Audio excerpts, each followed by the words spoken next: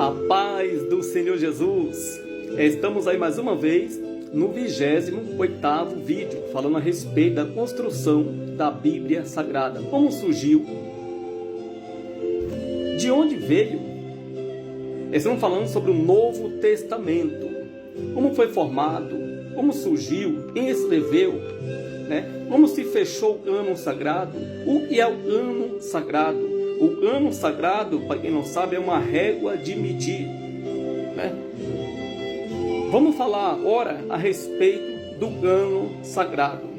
No 27º vídeo, nós falamos a respeito disso, demos uma pesquisada a respeito do assunto. E nós estamos no 28º vídeo. Assista os outros vídeos para você me compreender.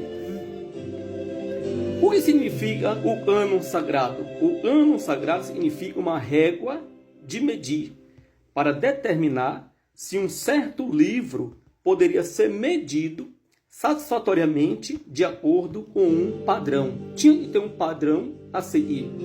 Tinha que ter um fundamento, tinha que ter um raciocínio, uma linha de segmento, Para poder entrar no cano sagrado, tinha que ser um livro vindo dos apóstolos, deixado pelo nosso Senhor Jesus Cristo. Porque o Novo Testamento é uma sequência de história de relatos após a morte e a ressurreição de nosso Senhor Jesus Cristo. Onde Jesus ali morreu, ressuscitou e deixou os seus apóstolos, os seus discípulos, para escrever. E hoje nós temos o novo Evangelho, que são os livros de Mateus, de Marcos, Lucas, João, Romanos, e todos ali é epístola de Paulo, de João e de Pedro, de Tiago, e assim por diante, até chegamos ali no Apocalipse.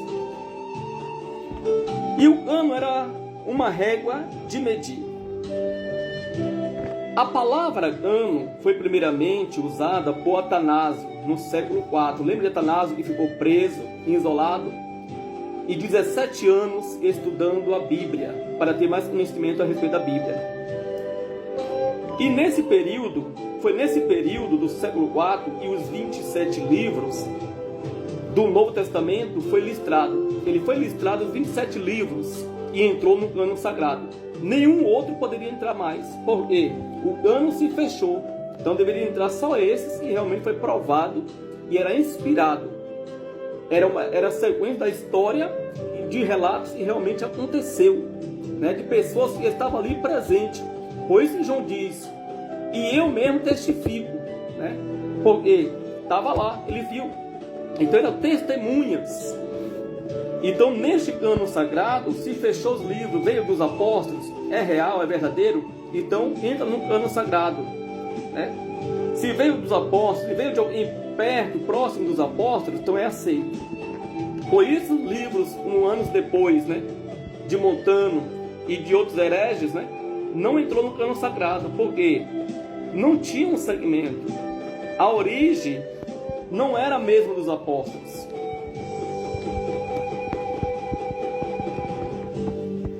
A palavra cano foi primeiramente usada por Atanásio do século IV. Foi nesse período que os 27 livros do Novo Testamento foi listrado, organizado. Em 397 houve ali o concílio de Cartago. Assista os outros vídeos que você vai ver eu falando sobre os concílios que teve, E ali deu a primeira aprovação oficial para os 27 livros do Novo Testamento. A primeira aprovação da Bíblia que nós temos hoje. A primeira aprovação que realmente é inspirada, que realmente vieram dos discípulos, Esta em 397 pelo concílio de Cartago. E deu a primeira aprovação oficial para os 27 livros do Novo Testamento. A Bíblia estava completa. O Velho e o Novo Testamento estavam completos.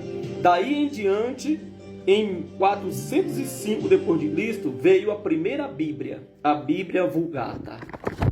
Vamos falar um pouquinho da Vulgata? Em 405 d.C., um monge com o nome de Jerônimo levou 16 anos da sua vida traduzindo a Bíblia do hebraico para o latim. Gente, isso aqui é lindo, porque não tinha prensa, não tinha impressora. Então ele traduziu à mão, ele escreveu, ele traduziu. Ele queria passar para as pessoas que não sabiam falar a mesma língua da escrita. Então ele traduziu Para quê? Para poder levar a Bíblia a pessoas que não tinham acesso. E nessa época, ninguém tinha era pouca pessoa que tinha acesso à Bíblia.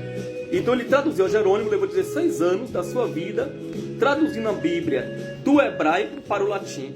A língua falada no tempo de Jerônimo era o latim. Lembra lá que ele falou sobre as línguas, né? Tinha o hebraico, né? Tinha o aramaico e tinha o grego. E a Bíblia foi traduzida para o grego, né? Foi traduzida para o grego. Então, aí também Jerônimo pegou a Bíblia e traduziu do hebraico, do original e antes do grego, ele traduziu do original mesmo para o latim. Ele não confiou na tradução, né, do grego.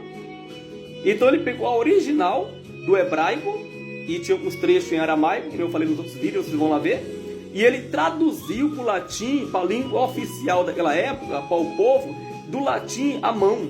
Já pensou? 16 anos escrevendo a Bíblia à mão, traduzindo para o latim, para espalhar a Bíblia, para poder chegar em pessoas que não tinham acesso. Já pensou, coisa linda? E Jerônimo morreu em 421 depois de Cristo. O latim passou a ser a língua oficial da igreja. Por isso você vê muitos padres que ele oficiava a missa em latim. Por isso. E ali era a língua oficial, era o latim, nesta época aqui do ano 400 e pouco, né? Em 550, no ano 550, veio a escuridão da Idade Média. A Bíblia era restrita, onde passou a perseguição. Lembra que eu falei no outro vídeo? E uma hora as pessoas ganhavam, né? Ali nos concílios, outra hora as pessoas perdiam e havia morte, havia perseguição. Então em 550 depois de Cristo veio a escuridão da Idade Média. A Bíblia ela passou a ser restrita e poucos podiam ler. Foi nesse período que os papas passou a esconder as verdades bíblicas para manter o povo nas suas mãos. Nesse período nós temos as cruzadas. Nós estamos já no período das cruzadas. Foi nesse período que os papas fechou, né, o acesso à Bíblia. Então ele proibia as pessoas de ler, de ter entendimento na Bíblia. Foi por isso que houve ali uma perseguição e uma luta ali com Martinho Lutero. Os papas não permitiam, porque se a pessoa se lê a Bíblia e se estudar a Bíblia como Jerônimo e como Atanásio, né, e como outros, as pessoas iam ter mais conhecimento e ia ver que os papas estavam errados. É mesmo no dia de hoje, se as pessoas, o catolicismo, né, o povo do catolicismo for pegar a Bíblia, também crente também, né, tem crente também que acompanha pastor herege, tem cheio de pastor herege por aí. E a pessoa passa a ler a Bíblia e entender, vai ver que realmente é ensinado errado. Por isso eu digo, ficamos com a palavra de Deus, os ensinamentos de nosso Senhor Jesus Cristo. O que aí a Bíblia diz? Qual é o ensinamento? Realmente nós estamos sendo ensinados, né, como a Bíblia nos diz ou não? E aí teve uma escuridão onde o Papa restringiu o acesso ao povo até a Bíblia. Jerônimo sofreu escrevendo a Bíblia para poder espalhar a Bíblia, né, e houve uma escuridão para esconder fatos. Em 1324, depois de Cristo, nós temos a tradução da Bíblia para o inglês, por John Wycliffe. Ó, mais um. John Wycliffe falou assim, não, eu vou traduzir essa Bíblia para o povo ter acesso. Também pegou a Bíblia ali e traduziu, né? Em Londres, em Oxford, lá em Oxford, uma cidade, ele pegou também a Bíblia e foi traduzir. John Wycliffe traduziu a Bíblia. Nesse período tinha já a peste negra, é o período da peste negra, uma doença que matou muita gente. Ela não escolhia pobre ou rico, ela matou muitos na Europa e na Inglaterra. Nesse período, a igreja e o Estado eram um só. Lembra que eu falei da união da igreja e do Estado lá no outro vídeo? Assista outro vídeo, esse é a continuação, gente, e é lindo esse ensino aqui. Tá? Jerônimo traduziu para poder o povo ter acesso à Bíblia. John Wycliffe traduziu a Bíblia também para o povo ter acesso.